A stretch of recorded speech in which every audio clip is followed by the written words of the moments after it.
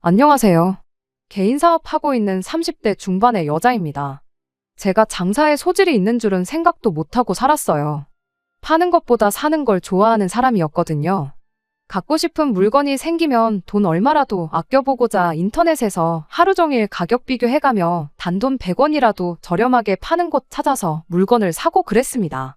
그러다가 나중에는 도매 사이트도 기웃거리게 되었고, 그 덕에 필요 없이 물건을 몇 개나 사야 하는 상황이 생기긴 했는데, 인터넷에 마음 맞는 사람들 모아 공동구매도 진행해보고, 이래저래 조금 더 싸게 물건을 구할 방법을 찾아 헤매던 게 수익으로 이어질 수 있다는 사실을 알게 되니, 문득 이런 생각이 들더라고요.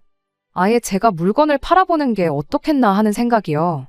그렇게 100원, 1000원 아껴보겠다던 마음이 이왕 이렇게 된 거 돈 벌면서 쇼핑도 같이 해보자는 생각으로 바뀌게 되면서 회사 다니면서 부업 형식으로 인터넷 판매업을 시작하게 되었어요.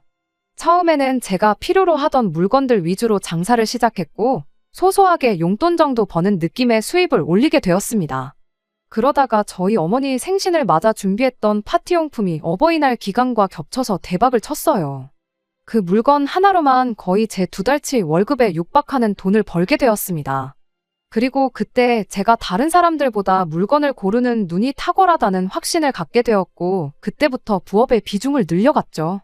자는 시간 쪼개서 본격적으로 장사를 하니 부업으로 얻는 수입이 본업을 뛰어넘는 순간이 오게 되었습니다. 그렇게 2달 정도 고민을 하다가 회사를 그만두고 내 사업을 한번 키워보자 결심을 하게 되었죠. 회사에서 단기 아르바이트식으로 사람을 뽑아서 쓰고 있었는데 그중에 정말 똘똘한 친구 한 명을 꼬셔 직원으로 채용해 본격적으로 사업을 확장하기 시작했고, 지금은 직원 2명을 두고 쓸 만큼 규모가 커지게 되었습니다. 지금은 사업이 어느 정도 자리 잡아서 이것저것 다 제하고 제 손에 한 달에 평균적으로 300만 원 정도 들어와요. 회사 다닐 때 월급하고 비교하면 거의 비슷한 수준에 회사에서 해주는 복지라든지 4대 보험 같은 거 생각하면 덜 번다고 봐도 무방한 액수긴 합니다. 마음 먹고 돈만 보겠다 하면 직원 1명 줄이고 제가 직접 발로 뛰면 되긴 하는데 돈보다 몸 편한 게 좋다 싶어서 그냥 이대로 하고 있고요. 멀쩡하게 회사 생활하면서 억대 연봉 받는 사람들이 요즘 엄청 많다지만 저는 이만큼 버는 것도 감지덕지라 생각하고 제 인생 즐기면서 행복하게 살고 있습니다. 제 자랑하려고 한 건 아닌데 쓰다 보니 사족이 조금 길었네요. 아무튼 그렇게 삶이 안정되고 나서 저도 결혼이라는 걸 하게 되었습니다. 남편은 제가 회사 다니던 시절부터 만나던 사람이었는데 안정적인 회사를 그만두고 망할지도 모르는 장사를 하느냐며 모두가, 심지어 저희 부모님마저도 뼈 빠지게 공부시켜서 서울에 있는 대학 보내고 서울에 취직도 시켜줬더니 힘들게 들어간 직장을 왜 그만두냐며 반대를 할 때 저를 응원해준 유일한 사람이었습니다. 회사 그만두고 본격적으로 장사를 시작했을 때 처음 몇 달은 계속해서 마이너스가 났는데 그때도 너 그럴 줄 알았다고 당장 회사 찾아가서 다시 받아달라 싹싹 빌라며 가족들마저 저한테 잔소리를 해댈 때 유일하게 남편만이 처음에는 다 그런 거라며 저를 믿어준 사람이었죠. 그때 고마운 마음이 너무 커서 결혼까지 결심하게 되었지요. 그런데 언제나 제 편이 되어줄 것만 같았던 남편이 결혼하고 나니 이렇게 돌변하게 될 줄은 생각도 못했습니다. 남편 아래로 여동생이 1명 있어요. 남편이나 저나 본가는 지방에 있다 보니 한참 결혼 준비할 때도 얼굴 한번 본 게 다였어요. 신우는 시부모님 밑에서 살고 있었다 보니 결혼하고 나서도 한동안은 얼굴 보고 지낼 일도 없었고, 남편 또한 신우에 대해서 그렇다 할 이야기를 한 적이 없어서 오히려 한가족이지만 이웃보다 멀게만 느껴지는 그런 신우였습니다. 남편한테 그토록 소중한 사람일 줄은 여태껏 생각도 못하고 살았어요. 저희 결혼 생활하고 1년 지나서 제 남동생이 저희 집에서 잠깐 머물렀던 적이 있었습니다. 동생 또한 저처럼 서울에서 학교를 졸업했고 취직은 저희 본가에 있는 회사로 해서 떨어져 살고 있었거든요. 동생이 그쪽에서 직장 생활하면서 서울이 아니면 답이 없겠다는 생각을 했고 그렇게 이직 준비를 하다 결국 원하던 바를 이루게 되었어요. 그쪽에서 회사 생활하면서 벌어놓은 돈이 있다 보니 그 돈을 가지고 서울에서 지낼 곳을 찾고 있었는데 모처럼 싸게 구했다고 생각했던 집이 전세 사기에 연루되어 있는 집이라는 걸 다행히 계약 직전에 알게 되었습니다. 덕분에 당장 지낼 곳이 없어서 난감해하던 중 남편이 한 가족인데 돕는 게 당연한 거 아니겠냐며 흔쾌히 제 동생이 새로 지낼 곳을 찾을 때까지 저희 집에 머물게 해줬지요. 그렇게 동생이 저희 집에서 3개월 정도 더 지내다가 이사를 나가게 되었고요. 내 가족도 자기 가족처럼 따뜻하게 대해주는 그런 사람, 내 결정에 존중해주고 언제나 나를 응원해주는 사람. 남편에게는 늘 고마운 마음뿐이었습니다. 그리고 이듬해 신우 또한 서울에 올라오고 싶다는 뜻을 내비쳐왔는데 남편이 제 동생에게 해줬던 게 있다 보니 저 역시 신우한테 당장 지낼 곳이 없으면 우리 집에서 지내도 된다는 말을 건네줬지요. 문제는 신우는 제 동생처럼 직장을 미리 구해놓고 상경한 게 아니었다는 데 있었습니다. 그냥 무작정 서울에 올라왔던 거예요. 제 동생이 저희 집에서 3개월을 머물렀는데 직장도 따로 안 알아보고 그렇게 반년을 저희 집에서 죽치고 있는 신우를 보니 이러다 평생 같이 살게 되는 건 아닌가 심히 걱정이 되더라고요. 그렇다고 제가 신우한테 직장을 알아보라고 한마디 하는 게 너무 오지랖 부리는 건가 싶기도 해서 아무 말도 못하고 그렇게 전전긍긍하고 있던 때였습니다. 남편이 주간 야간 비번 이렇게 3교대 근무를 하는 일을 하고 있어요. 남편이 비번인 날에 퇴근해서 집에 오면 항상 집에는 아무도 없었습니다. 둘이 그렇게 놀러 다녔거든요. 신우가 저희 집에 온 지 얼마 안 되었을 때는 동생 서울 구경 시켜주고 싶어서 그러는 거구나 하고 생각했고 그래서 따로 아무 말도 안 했는데 맨날 비번인 날에 저렇게 둘이 놀러 다니고만 있으니까 제가 속이 다 답답하더라고요. 결국 참다 못한 제가 남편한테 아가씨 저렇게 둬도 괜찮은 거냐고. 놀러 다니는 것도 좋지만 몇 년 지나면 아가씨도 30인데 한 살이라도 어릴 때 직장을 구하는 게 유리하지 않겠냐 한마디 했죠. 언제나 제 편이 되어주던 남편이 그때 처음으로 저한테 불같이 화를 냈습니다. 지금 내 동생이 지 앞가림 못하고 있다는 말이 하고 싶은 거냐고. 제가 하지도 않은 말을 짓거리면서 혼자 열을 내는 꼴을 보니 자기도 알게 모르게 찔리는 게 있나 보구나 싶었죠. 남편은 네 눈에는 신우니까 생각이 없는 것처럼 보일지 몰라도 자기 앞가림 할 줄 아는 애라고 당장 돈 얼마 벌라고 고만고만한 회사 들어가라고 하는 것보다 더 좋은 조건으로 일을 할 수 있는 곳을 찾을 수 있게 도와주는 게 가족으로서 당연히 해야 할 일 아니겠냐고 입에 거품을 물면서 따지고 들더라고요. 그냥 걱정돼서 그러는 거라고 어떻게 무말을 하기는 했지만 남편이 처음 저에게 화를 낸 이유가 신우 때문이라는 게 계속해서 신경이 쓰이긴 했습니다. 그렇게 몇 달이 더 지나서였어요. 신우는 여전히 집에서 놀고 먹는 게 일이었습니다. 차라리 저희 일하는 동안 집안일이라도 도와줬으면 기특하기라도 했었을 텐데 집안일을 돕기는커녕 집을 어질러 놓는 게 일이었으니 아무리 남편이 제 동생한테 해준 게 있고 저한테 고마운 사람이라고 할지라도 저도 점점 인내심의 한계가 찾아오기 시작했지요. 부부싸움을 각오하고 남편하고 몇 번이나 신우에 대해서 이야기를 했어요. 남편도 듣다 못해 짜증이 난 건지 알겠다고 한 달 내로 동생 취직시킬 테니 두고 보라는 식으로 나왔지요. 동생이 취직에 성공하면 내 동생 무시했던 거 자기들 둘 앞에 사과하라고 으름장까지 놓으면서요. 신우가 진짜 한 달 내로 멀쩡한 일자리 구해서 일을 시작하면 내가 진짜 무릎이라도 꿇어서 사과하겠다고 저도 맞불을 놓았습니다. 그 정도까지 하지 않으면 작심삼일이라고 며칠 안 지나서 흐지부지 될 수도 있겠다 싶어서 강하게 나갔던 거죠. 그리고 그렇게 한 달 반이 더 지났어요. 역시나 제 예상대로 한 달 반이 지났는데도 신우는 여전히 전업백수로서 저희 집을 지키는 일을 하고 있었죠.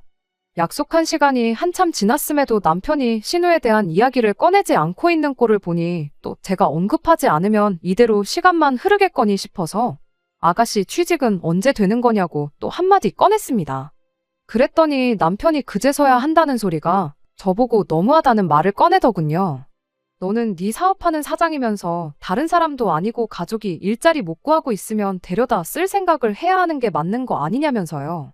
직원 2명 쓰고 내가 버는 돈이 한 달에 300이라고 사람 1명 더 쓰면 월급이 더 나가야 되고 그렇게 되면 나는 한 달에 100만 원도 못 번다는 건데 아무리 가족이 좋다지만 내가 내 손해까지 보면서 신우 월급을 주는 게 맞냐고 따졌습니다. 그랬더니 남편이 그럼 직원을 하나 자르고 그 자리에 신우를 꽂아주면 되는 거 아니냐는 소리를 하더군요. 이 친구들이 나랑 이 일을 같이 한 세월이 몇 년인 줄은 아느냐고 서로 말 한마디 안 하고 눈만 마주쳐도 알아서 척척인 만큼 잘 맞는 사람들인데 그중 한 명을 자르고 아무 경력도 없는 신우를 그 자리에 꽂아주면 그건 그거대로 손해라고. 나는 내 사업에 지장을 줘가면서까지 신우 인생을 책임져줄 생각은 추호도 없다고 확실하게 제 뜻을 말했습니다. 그렇게 말하고 나니 남편도 더는 대답을 잇지 못하고 꿀먹은 벙어리가 되어버리더라고요. 하나같이 다 맞는 소리만 했으니 어떻게 보면 당연한 반응이기도 했지요. 이야기 다 끝났으면 이럴 시간에 인터넷 뒤져보면서 신우 할 만한 일이나 찾아주라 말하고 저 혼자 방으로 들어갔습니다. 방에서 혼자 가만히 있으니까 남편이 신우 방문을 여는 소리가 들렸어요. 일부러 방에 있는 신우한테까지 들리라고 큰 소리로 말했으니 이번에는 제대로 한마디 하려나 싶었는데 한 30분인가 지났나 남편이 벼랑간 방문을 열고 들어오더니 저보고 사업을 크게 확장할 생각이 없냐는 겁니다. 뭔 소리를 하는 건가 했더니 신우를 직원으로 쓰지 말고 동업자로 쓰라는 거예요. 제가 인터넷 쇼핑몰을 가지고 있으니 거기에서 신우도 자기 물건을 팔 수 있게 여건을 마련해달라는 소리였지요. 뭔 소리를 하는가 했더니 보다시피 우리 동생이 예쁘고 스타일도 좋지 않냐고. 동생이 옷 같은 걸 보는 안목도 좋으니까 옷 장사도 같이 병행해서 하면 분명히 대박이 날 거라는 거예요. 내 사업에 대해서는 인터넷 판매업을 하는 거라는 거 말고는 눈꼽만치도 지식이 없으면서 짓거리는 걸 보니 기가 차더라고요. 제가 주로 판매하는 게 파티용품이고 간간히 생활용품이나 인테리어 소품 같은 걸 추가적으로 팔고 있거든요. 그런데 난데없이 제 가게 분위기에도 맞지 않는 여성복을 거기에 팔라고 하니 어이가 없었습니다. 신우가 이쁘장하게 생기고 스타일도 괜찮은 건 사실인데 그거야 일반인들 사이에서 그나마 조금 나은 편이지 그렇게 대단한 미모를 가진 건 아니거든요. 제가 안 좋은 감정을 가지고 있는 신우라서 그러는 게 아니라 객관적으로 봐도 쇼핑몰 모델을 시킬 정도는 아니에요.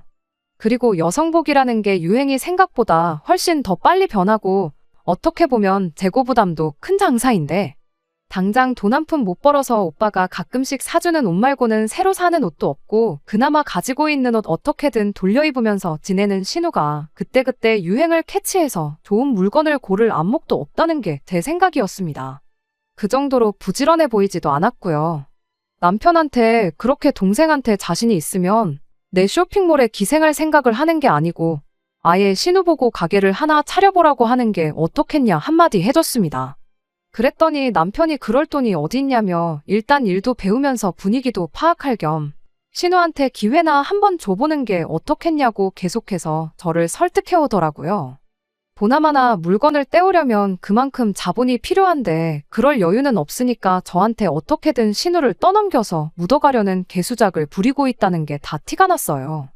나는 뭐 내 장사 무자본으로 시작한 줄 아냐고 4년 회사 생활하면서 모은 돈 다 끌어다가 키운 가게다. 신우한테 정말 열정이 있다면 당장 편의점 아르바이트라도 구해서 자본부터 모으게 시키는 편이 낫지 않겠냐고 한마디 해주고 나는 신우 인생에 그 무엇도 책임져줄 생각이 없으니 이 이야기는 그만하라고 딱 잘라서 대답을 했어요. 결국 남편과는 대판 싸우게 되었습니다.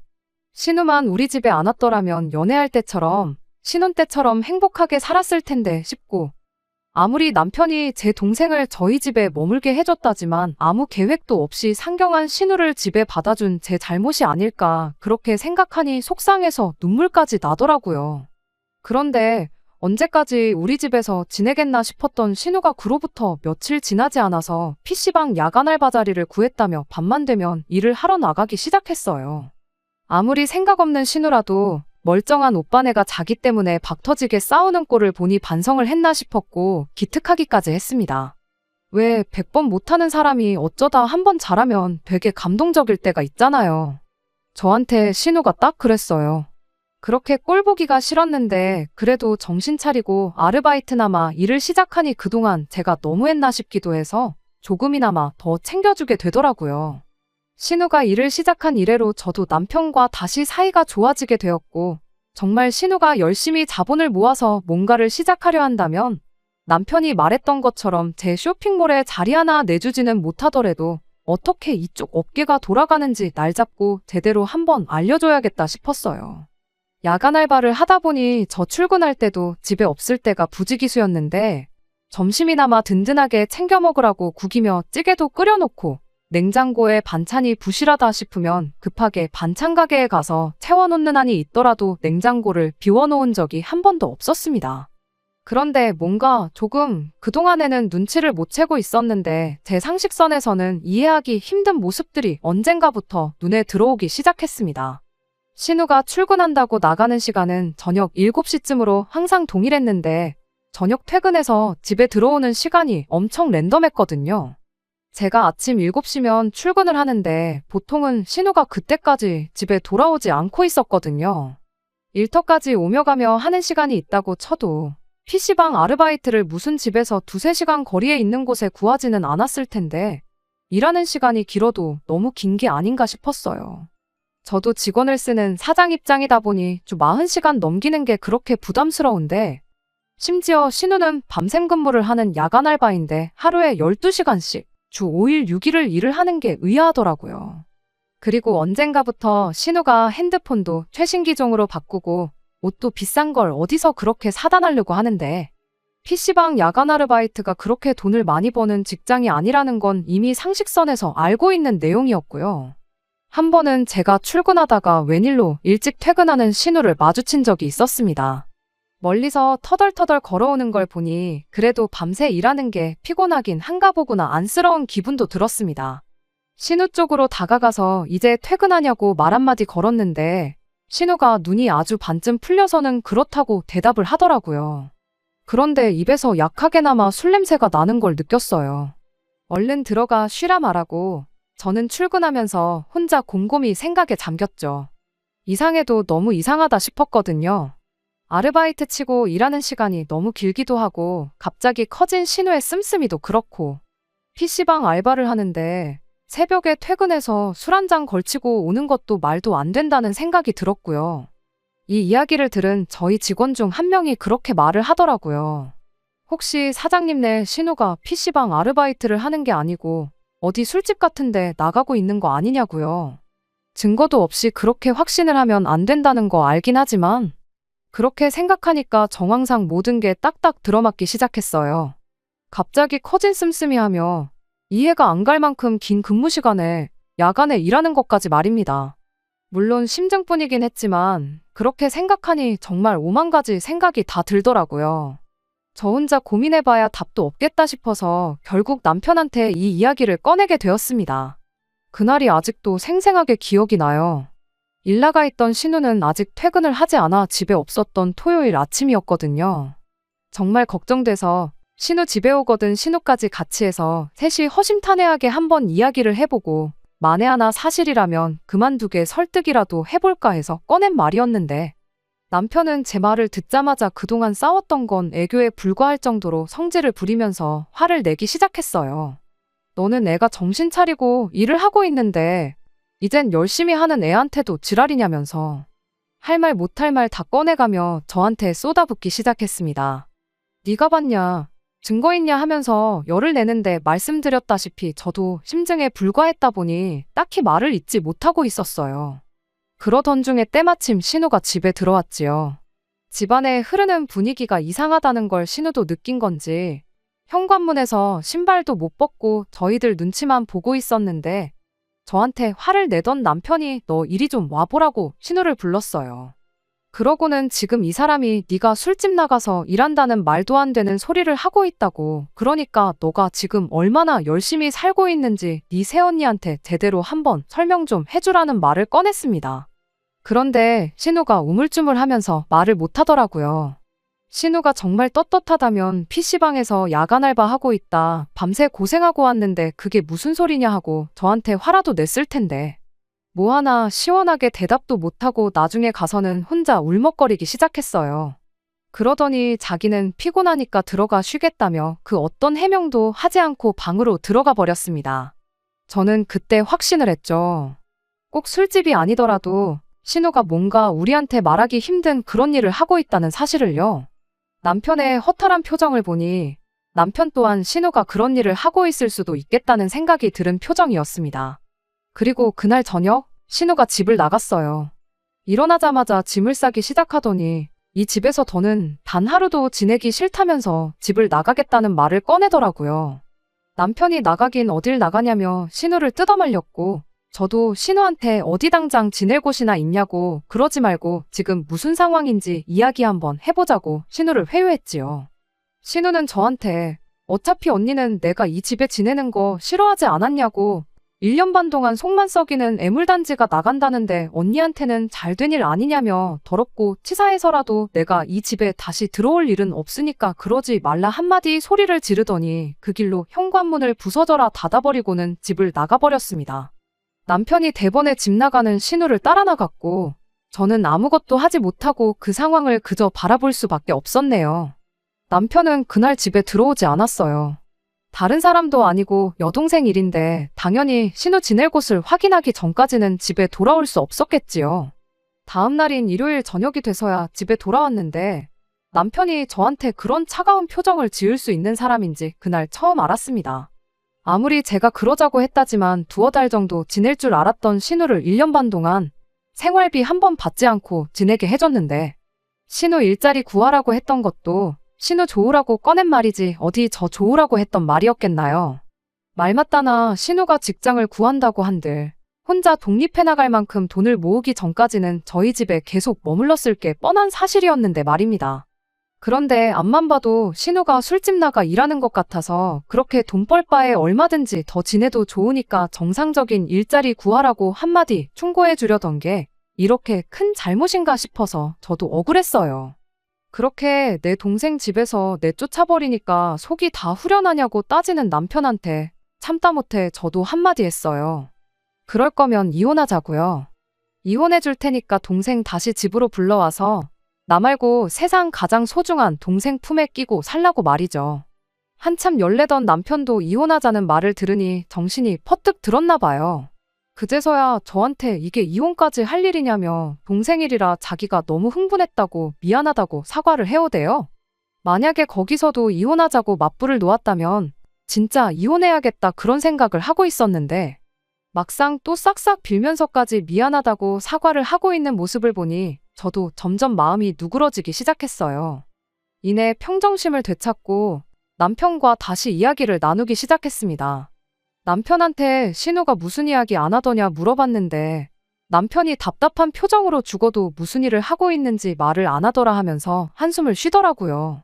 신우는 어디로 가 있느냐 물어본 질문에는 그간 일하면서 모아놓은 돈이 많아서 그걸로 방을 알아보겠다고 했다고 합니다. 그리고 방이 구해질 때까지는 일하면서 알게 된 친구 집에서 지낸다고 했다 하는데 신우가 일한 지가 몇 달 되지도 않았는데 모아놓은 돈이 상당하다고 하는 걸 보니 확실히 정상적인 일을 하고 있는 건 아니겠구나 싶었네요. 아무튼 남편 표정을 보아하니 제 입에서 그럼 신우가 집을 구할 때까지만이라도 우리 집에 있게 해주자는 말이 나왔으면 하는 얼굴이었는데 어떻게 나간 건데 괜히 거기서 착한 척 오지랖 부렸다가 다시 눌러앉을 수도 있는 일이고 저도 더는 신우 일을 가지고 남편과 소모전을 하고 싶지 않았기에 알면서도 그 말 한마디는 해주지 않았습니다.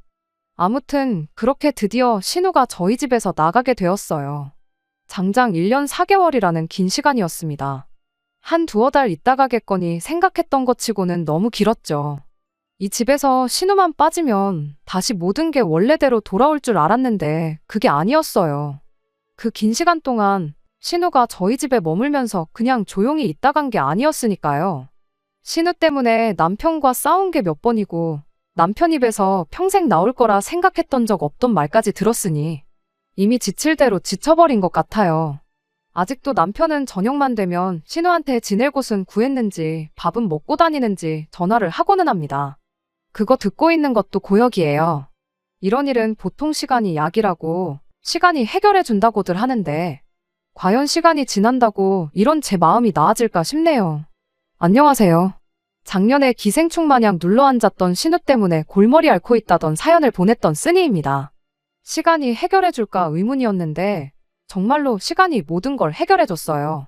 지금은 골머리를 썩기는커녕 그렇게 개운하고 후련할 수가 없습니다. 신우가 그렇게 집을 나가고 나서 한 달 정도 뒤에 혼자서 살 집을 구하게 되었어요. 동생 걱정에 잠도 제대로 못 이루던 남편이 신우가 집을 구한 이래로 그렇게 뻔질나게 신우네를 드나들었죠. 저랑 결혼하기 전까지만 해도 본가에 있는 신우와 거의 10년을 떨어져 지냈으면서 그렇게 걱정이 되느냐고 물어봤었는데 그때야 어머니 아버지랑 살았으니 괜찮았지만 지금은 내가 걔 보호자 아니겠냐고 하는데 어이가 없었습니다. 백번양보에서 신우가 집안의 늦둥이라 나이차가 10살씩 난다면 이해라도 하겠지만 신우가 한두 살 먹은 애도 아니고 곧 30을 앞두고 있는 다 큰 어른인데 보호자 타령을 하고 있으니 말입니다. 왜 이제 와서 오빠 노릇을 하려고 드는지 도무지 이해가 가지 않았죠.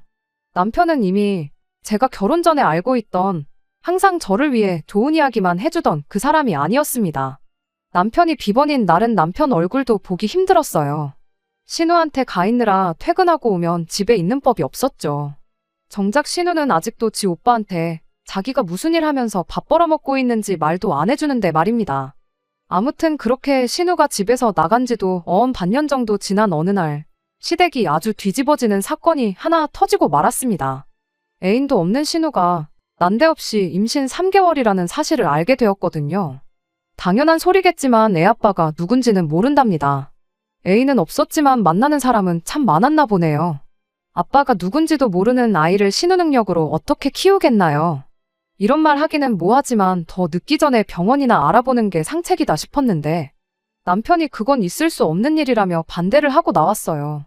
시댁 종교적인 문제도 있고 뭐 이래저래 이유가 있다는데 다른 사람 일이면 종교고 뭐고 당장 인생이 걸린 일인데 다시 생각해보라 뜯어말렸겠지만 신우 일이다 보니 저도 더 이상 거기에 관심 주기도 싫었고 신경 쓰기도 싫었습니다. 알아서 한다니까 알아서 잘하겠거니 생각하고 말았어요. 신우 인생이 꼬이는 거지 제 인생이 꼬이는 건 아니니까 아무 문제 없다 싶었죠. 그런데 꼬여버린 건 신우 인생뿐만 아니라 제 인생도 같이 꼬이고 있었습니다. 한참 밤늦게 꿈나라를 헤매고 있었는데 현관문이 닫히는 소리의 순간 깜짝 놀라서 잠에서 깼어요. 그 야심한 새벽에 누가 찾아올 리가 없었으니 무서워져서 남편부터 깨우려고 했죠. 그런데 제 옆에서 자고 있어야 할 남편이 없더라고요. 부랴부랴 방 밖으로 나왔는데 남편은 집안 어디에도 없었어요. 현관문 신발장에 있어야 할 남편 신발이 없는 걸 보고 제가 들었던 현관문 닫히는 소리가 남편이 나가면서 낸 소리라는 걸 알았습니다. 남편한테 야밤에 어딜 나간 거냐고 전화를 걸었는데 남편이 한다는 소리가 신우가 지금 딸기가 먹고 싶다고 했답니다. 그거 챙겨주러 가는 거라고 하는데 어이가 없더라고요. 한여름 야심한 그 새벽에 어디 가서 어떻게 딸기를 구하려나 싶었던 것보다 이젠 하다못해 애아빠가 누군지도 모르는 임신한 신우 먹떡까지 챙겨주는 꼴을 보고 있자니 꼴값도 그런 꼴값이 없었고 한숨조차 나오지 않았어요. 신경도 쓰기 싫어서 다시 잠을 청했는데 1시간쯤 지났나? 이번에는 제 핸드폰에 문자가 오는 알림 소리를 듣고 잠에서 깨게 되었습니다. 이 야심한 밤에 어떤 인간이 문자를 보내는 건가 짜증이 났는데 신우 혼자 살고 있는 동네 근처 편의점에서 제 카드로 6만 원이 긁힌 카드 사용 내역 알림 문자였어요. 이 인간이 신우 먹떡하는 거 챙겨준다고 나가면서 제 지갑을 뒤져서 신용카드를 가지고 나갔나 보더라고요. 어이가 없어서 다시 남편한테 전화를 걸었는데 카드 쓴 거 가지고 잔소리 들을까봐 그런 건지 도통 전화를 받을 생각이 없어 보였습니다. 그리고 아예 그날은 집에 들어오지도 않았고요. 정말 어디 가서 말하기도 뭐한 일이라 그간 누구한테도 이야기한 적 없었거든요. 그런데 제 표정이 엄청 어두웠나 봐요. 직원들이 저한테 요즘 무슨 일 있냐고 요 근래 웃는 모습을 한 번도 본 적이 없다며 걱정스레 저한테 말을 건네더라고요. 그리고 그때 처음으로 신우 집 나가고 나서 남편이 보이는 이상행동들에 대해서 처음 타인에게 털어놓게 되었습니다. 그런데 신우가 혹시 술집 나가는 거 아니냐고 물어봤던 그 직원이 이번엔 이런 말을 꺼내더군요. 혹시 신우분이 가진 아이가 사장님 남편분 아이인 건 아니냐고요. 그때는 직원한테 엄청 화를 냈어요. 무슨 말도 안 되는 소리를 하냐고.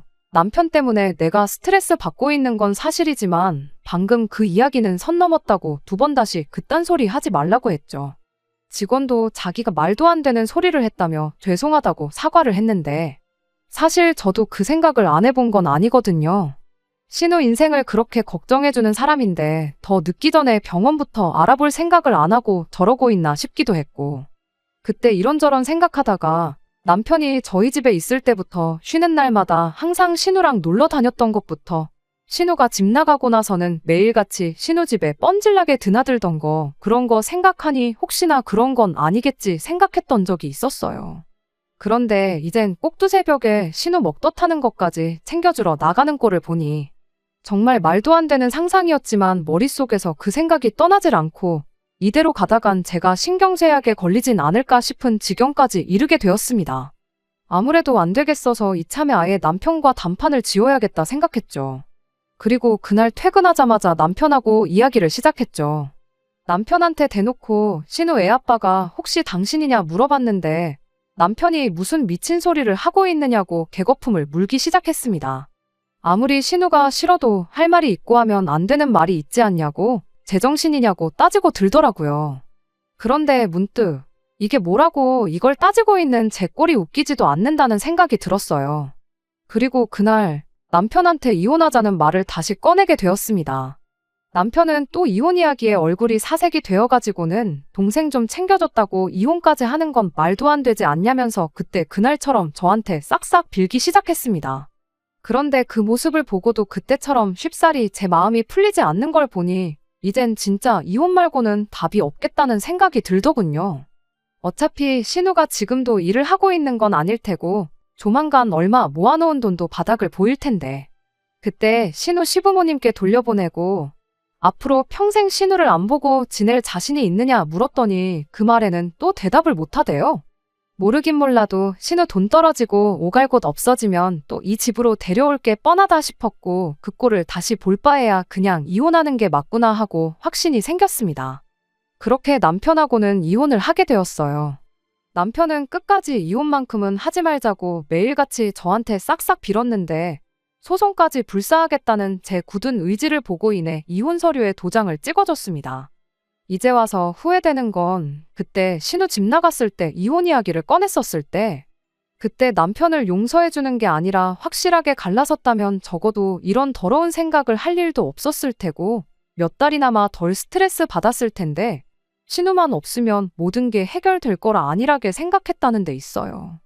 이혼하고 나면 당연히 남편이 신우네로 들어가던 새 집을 구해 신우랑 한 집에 같이 살던 할 줄 알았는데 막상 신우는 오빠가 애를 대신 키워줄 것도 아닌데 뭐하러 같이 살겠냐며 계약해놓은 집 남편한테 떠넘겨버리고 그 길로 홀랑 시댁으로 내려가 버렸습니다.